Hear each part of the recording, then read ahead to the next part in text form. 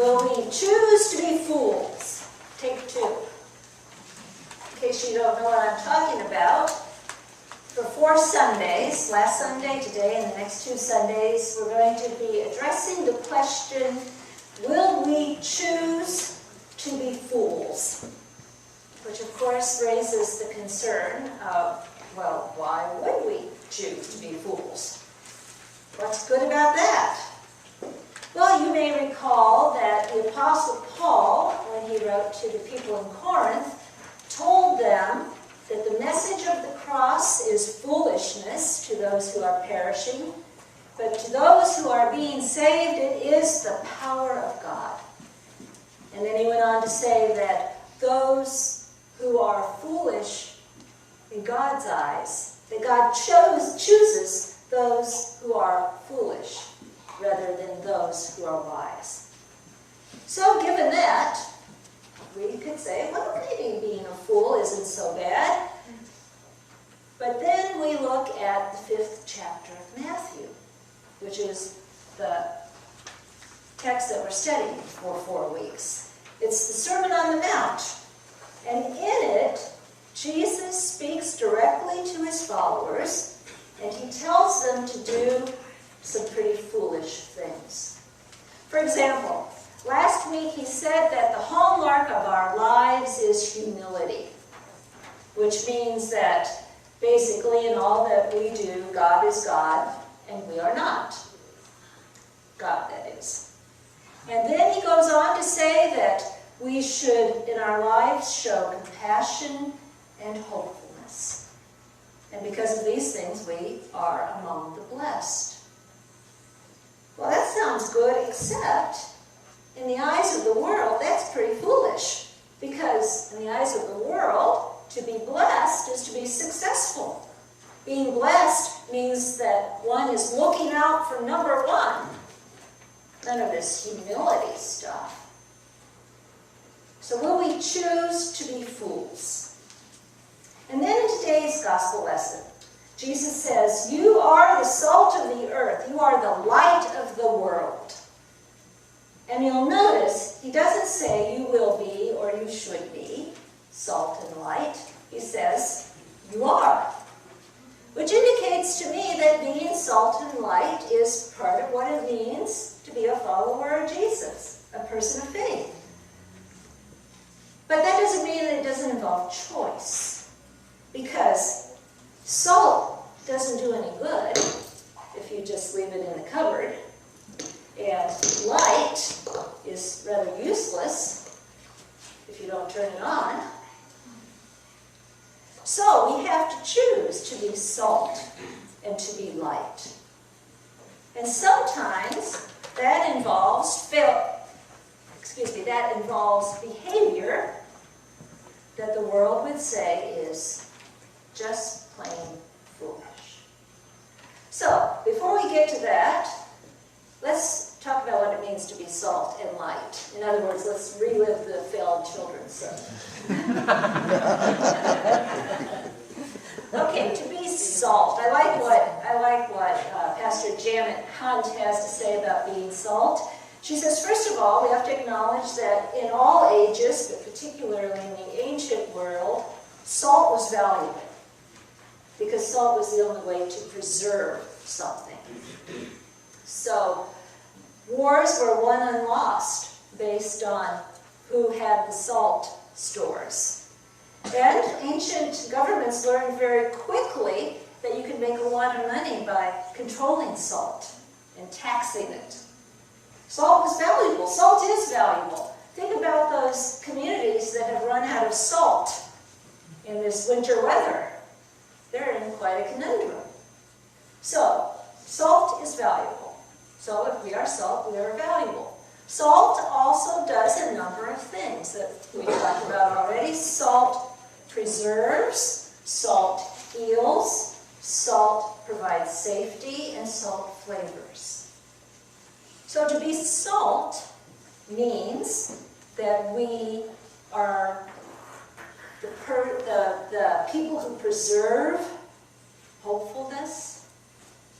We are the people who provide safety to those who are struggling or disadvantaged in any way. It means that we provide healing by conveying God's love and hope in the lives of people who are challenged. And what was the other one? Flavor. We provide flavor. We make the world, I guess you could say, taste better, be better. That's all assuming that we think salt is good. But when Jesus spoke these words, there was hardly anything that had more value than salt. So we are salt. What about light? Well, that's pretty easy. Light helps people to see. So if we are light, it means we help people to see the realities of life with all their challenges and joys. And we also help them to see that God is present in the midst of those challenges and joys. And we help them to see their way through the maze of life. So, we are salt and we are light.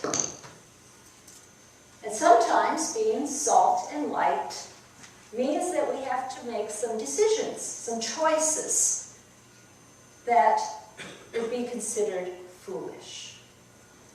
So that's what I want us to think about. The times in our lives, in our day-to-day existence, when we are presented with the opportunity to be salt and light.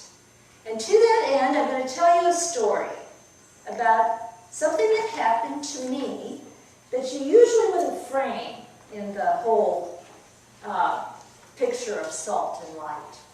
But that's exactly the point. So here it goes. You might find it hard to believe, but I went to an Air Supply concert a week ago Friday at the Civic Theater. Now, for those of you who don't know who Air Supply is, it's a band that's been popular, well, not it's been popular, but it's been playing for probably about 40 years, and their hits occurred in the late 70s, early 80s. Now, at the earlier service, I said, when I was a teenager, and Pat Zellman said that I wasn't a teenager in the early 80s, which is true, I wasn't. So, when I was a young adult, so people are so picky in the early 80s. So anyway, I went to this concert, and so you can imagine the crowd was mostly people age 50 and over. As the kids would say, a bunch of old farts.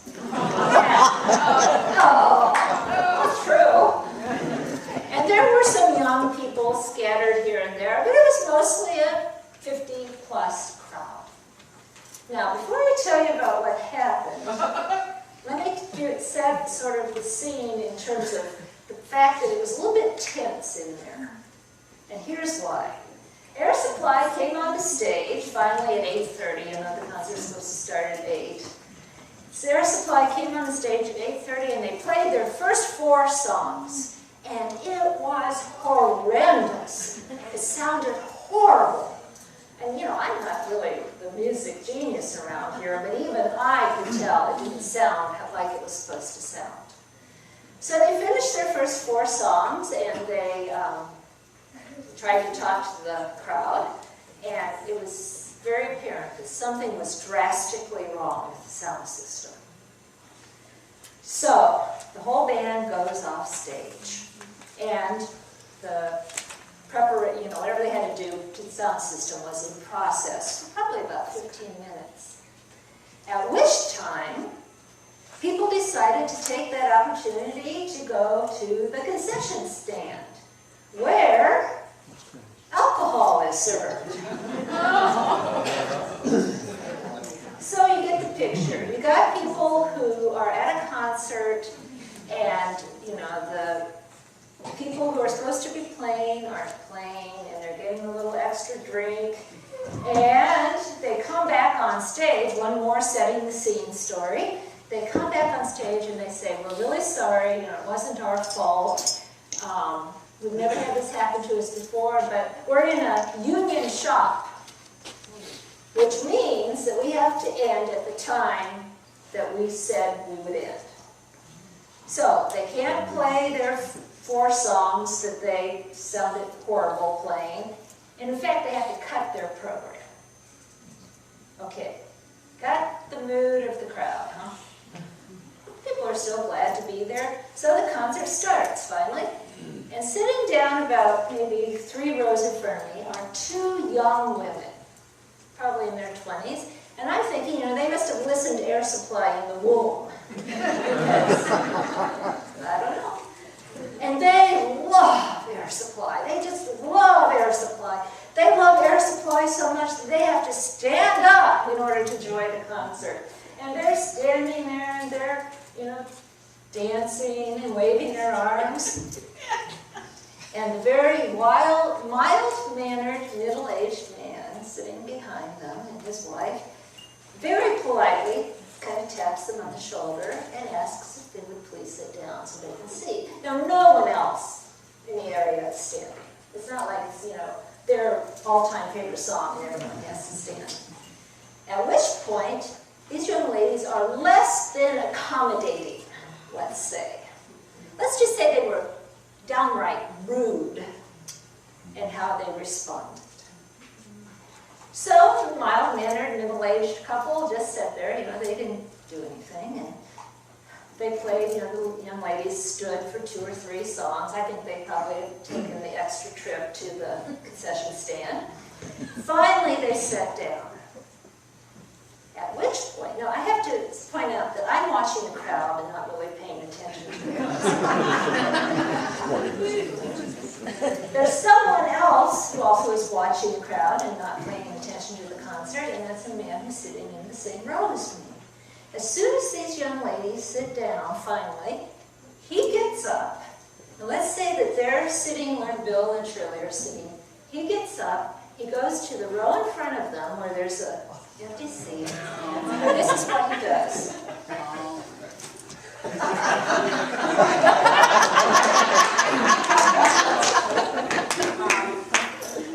At which point, there's more. At which point, the man sitting behind me, who also is not paying any attention to the concert, stands up, points at the guy who's blocking the way of the 2 young women, and says, "He's the man!" And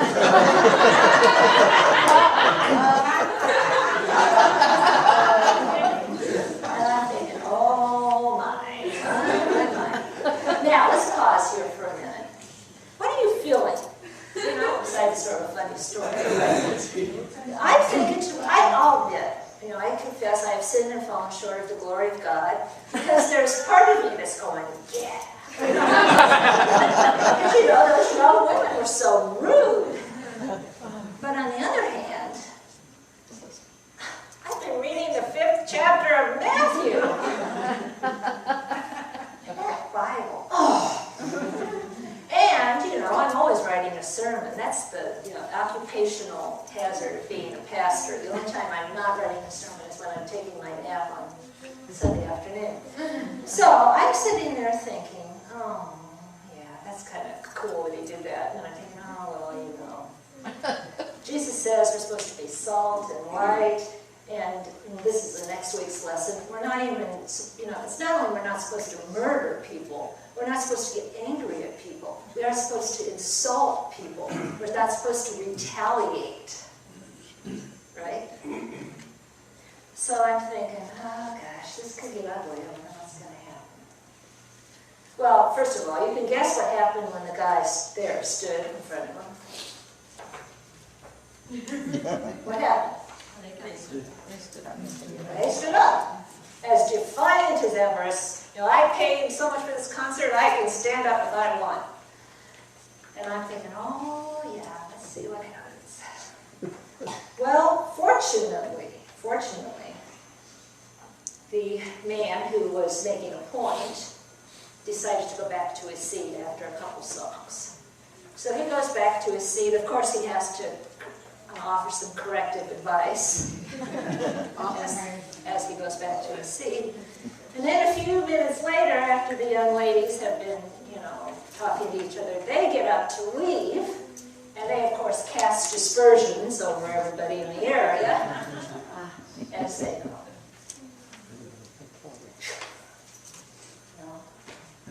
And I'm thinking, was there a way to be salt and light in that situation? Now, I will make this little caveat. When alcohol's involved, sometimes it's a futile effort.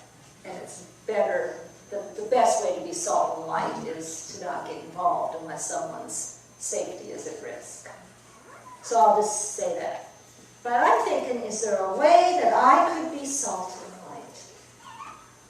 And I thought of a way, but boy, I would have looked like a fool. So right next to me, the person I was at the concert with was here, not paying a bit of attention, never knew any of this happened. Which says something about one of us, I'm not sure who. I'm here, and there's an empty seat here. So I could have offered that couple, the mild-mannered, middle-aged people, as I call them, my seat. They could have then sat in those two seats there, and they could have seen. And since I didn't care, and I was just watching the crowd anyway, I could have sat in their seat or stood in mine.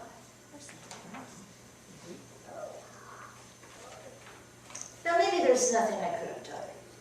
Maybe, But here's the point. Every day, when we're driving to the grocery store, when we're going to work, when we're shoveling the snow, every day, we should be asking ourselves, in whatever situations we find ourselves, how can I be salt? How can I be light? And often, the answer may cause us to look rather foolish compared to the standards of the world. But will we choose to be fools? Will we read what Jesus says in Matthew 5 and choose to be fools?